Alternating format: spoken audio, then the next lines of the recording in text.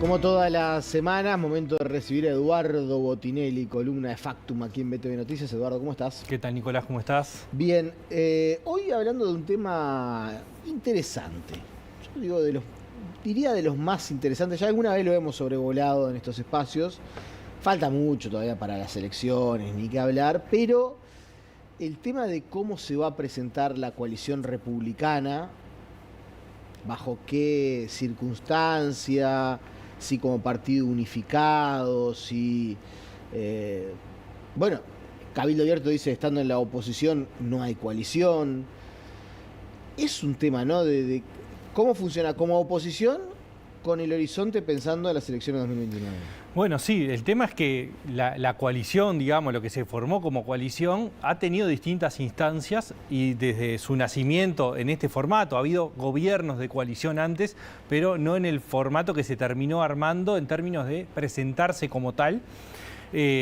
Arranca como una coalición electoral, ¿no? Es decir, su conformación medianamente oficial pasa por el apoyo a Luis Lacalle Pou en la segunda vuelta del año 2019. Habiendo ganado, habiendo sido exitoso ese proceso, se conforma dos coaliciones simultáneas, digamos, es una sola coalición con dos funciones simultáneas. La legislativa y la parlamentaria, donde buscaba asegurar mayorías, donde buscaba impulsar leyes o aprobar las leyes impulsadas por el Poder Ejecutivo. Que no la tuvo para todas. Que no estuvo siempre, ni el impulso de socios apoyado por el resto, ni el apoyo de todo el conjunto de partidos que conforman la coalición a impulsos del Poder Ejecutivo, algunos con modificaciones sustanciales, otros con menores, pero por ejemplo la Ley de Urgente Consideración tuvo modificaciones, el presupuesto nacional también, la Seguridad Social sin duda fue un momento muy, muy complejo. También fue una coalición de gobierno, por lo menos de 4 de los 5 partidos, porque a nivel de rango ministerial estuvo el Partido Nacional, el Partido Colorado, Cabildo Abierto, el Partido Independiente y no estuvo el Partido de la Gente, pero sí en el legislativo. Que eso es algo que tras bambalinas muchos integrantes del Partido Nacional, entre comillas, responsabilizan, porque es verdad que muchas de las crisis que tuvo el gobierno, saquemos alguna situación de Cancillería, Ministerio del Interior, pero digo, las crisis en el gabinete muchas veces eran generadas por partidos que no eran del Partido Nacional, ¿no? Bueno, eso fue una discusión durante todo el... Cardoso, Talvi, la situación de Irene Moreira, eran heredadas, vamos a decir, al Partido Nacional. Es así. Hubo otras que eran directas del Partido Nacional, pero claro, la gran discusión que hubo durante todo este tiempo de gobierno era justamente si era un partido de coalición o era un gobierno del Partido Nacional con socios. Eso estuvo sobrevolando permanentemente. Pero fue relativamente exitoso en el sentido de llevó adelante el gobierno, logró algunas transformaciones desde el punto de vista legislativo, va como coalición electoral nuevamente en 2024, pero no logra el éxito. Y acá es donde nos encontramos en una situación distinta a partir de la derrota del 2024. Porque es una coalición que se enfrenta a una situación inédita. No es la coalición ni electoral, ni de gobierno, ni legislativa, sino que pasa a ser una coalición que como tal no tiene órganos, por lo menos por ahora, y empieza a funcionar uno, pero que pasa a ser oposición. Y ahí es donde... No, pero Cabildo ya antes de la elección, Manini en entrevista aquí en BTV Noticias dijo, no tiene sentido ser coalición si somos oposición. Y eso presenta una diferencia sustancial. Y está quedando bastante claro, ¿no? Sí, sin duda en el accionar... Cabildo no se está comportando como integrante de la coalición. Tal cual.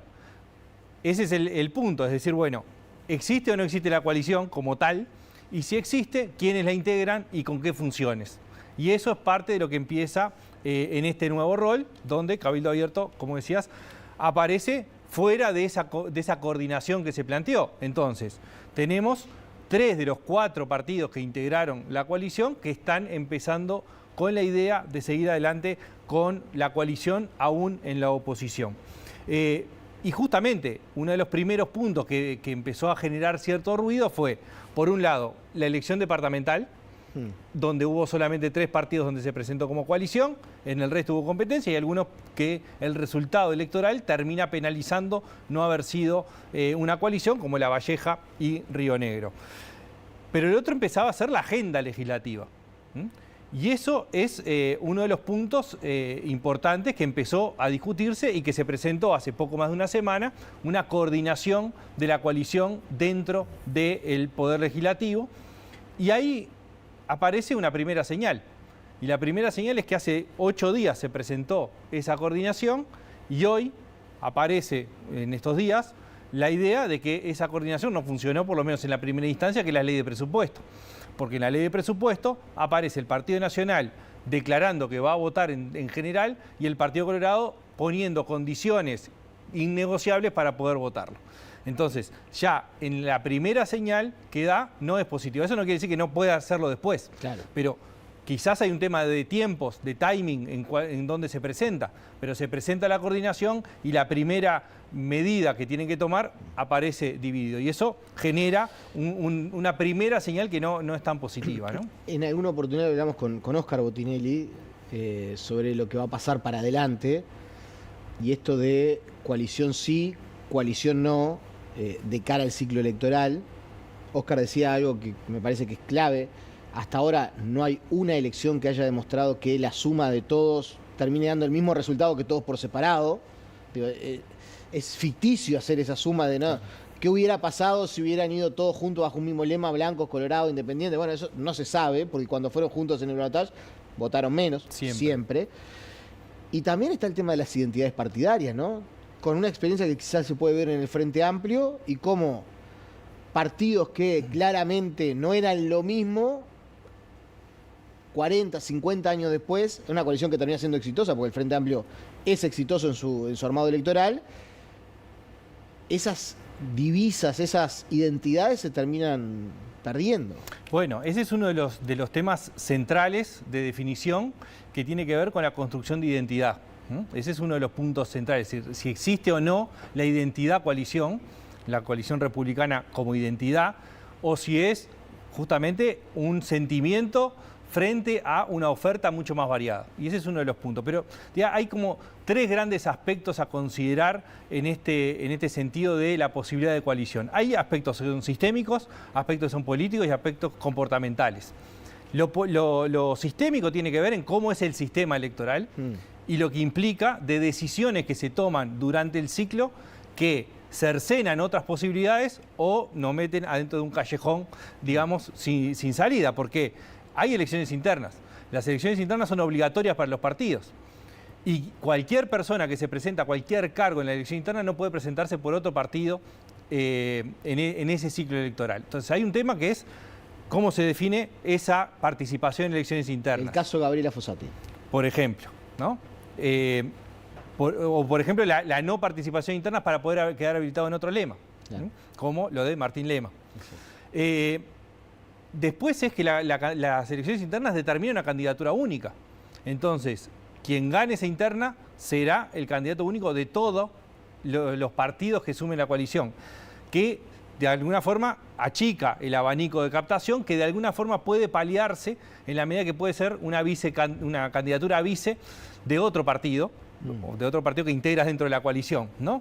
Entonces, el sistema actual, en realidad, permite abanicos más amplios en la medida que pueden ir varios partidos y después juntarse en la segunda vuelta, pero ocurre ese fenómeno que mencionabas. Siempre en la segunda vuelta es menor la votación obtenida que en la primera. Y esto está pensado para la primera vuelta, claro, no para la segunda. Que entran otros temas del sistema que tiene que ver, por ejemplo, la conformación de las listas al Senado, la conformación de la lista de diputados, porque una cosa es cuando van los lemas separados, que las bancas se adjudican por lema, y otra cosa yendo todos juntos y hay sublemas y listas. Entonces, eso tiene efectos también. Hay aspectos políticos que está vinculado a cómo se resuelven. Primero los aspectos sistémicos, es decir, qué acuerdos políticos hay para poder cumplir con lo que el sistema permite o prohíbe. Pero además hay cuestiones políticas relevantes que tienen que ver con esto que hablábamos de la construcción de identidad y cómo se sostienen determinadas banderas históricas, cómo no, cuánto se puede construir una identidad. Y en eso hay diferencias importantes, no solamente entre los partidos, hay diferencias adentro de los partidos. Porque uno escucha lo que fue Delgado durante la campaña electoral, que quizás sea justamente en una campaña, pero en el último tiempo aparece Martín Lema con una posición, por lo menos poniendo en duda importante, la conveniencia de la coalición a nivel nacional. Y hay una columna del sociólogo Oscar Licandro en el país de estos días, donde lo que plantea es lo contrario, es decir, la idea de la necesidad de construir la coalición republicana como identidad y como participación. Entonces, adentro del Partido Nacional hay también diferencias políticas, adentro del Partido Colorado también. Una cosa es el nativo coalicionista, ¿no?, como se definió Ojeda, y otra es la postura de Bordaberry. Entonces, también desde el punto de vista político hay cuestiones profundas para resolver. Y el tercer aspecto que decía es el de los aspectos comportamentales. Y es decir, bueno, cómo se comporta el electorado frente a una construcción de este tipo. Las experiencias que tenemos son las de primera y segunda vuelta, claro, que es lo que ya hemos hablado. Pero también hay cuestiones que tienen que ver con cuánto acepta o no el votante de los partidos que conforman la coalición la idea de ir juntos bajo un mismo partido. Y ahí lo que tenemos es que más o menos las 2/3 partes está de acuerdo con que eso suceda, pero hay una cuarta parte que está en desacuerdo. Esa cuarta parte es fundamental. ¿Qué pasa con esa cuarta parte que no está de acuerdo con que pueda darse ese lema único y qué sucede en una coyuntura tan ajustada desde el punto de vista del comportamiento electoral? Y qué cuestiones pueden emerger por fuera también, ¿no? Entonces, la coalición republicana tiene un desafío muy importante que tiene varios aspectos arriba de la mesa, lo sistémico, lo político y lo comportamental, que además parece que faltará mucho, porque faltan 4 años, pero para la construcción de una identidad propia, el tiempo es corto, porque es verdad que el Frente Amplio lo logró en una coyuntura distinta y con una forma de construcción totalmente distinta. Es decir, no fue habiendo sido gobierno, sí, sí, ¿no? Fue desde el nacimiento. Desde el nacimiento ya fue con otras lógicas. Entonces, claramente hay un desafío importante que tiene por lo menos estos 3 aspectos macro que resolver para poder llegar a un puerto, digamos, si es una definición por sí o por no, digamos, ¿no? Suma esto que a veces uno se pone medio más veterano y un poco más romántico, pero estamos hablando de 2 de los partidos más antiguos de la historia de la política mundial. Sí, claro. O sea, los partidos más antiguos del Partido mundo. Nacional y el Partido Colorado son de los partidos más antiguos del mundo. Perder eso es un peso muy importante. O sea, es una decisión muy difícil. Yo entiendo lo que son muy coalicionistas, pero son 2 divisas muy pesadas en la historia política del mundo. Y eso está pesando, sin duda. Claramente no es una decisión fácil. ¿Sí? Eduardo, muchas gracias. Gracias a ti.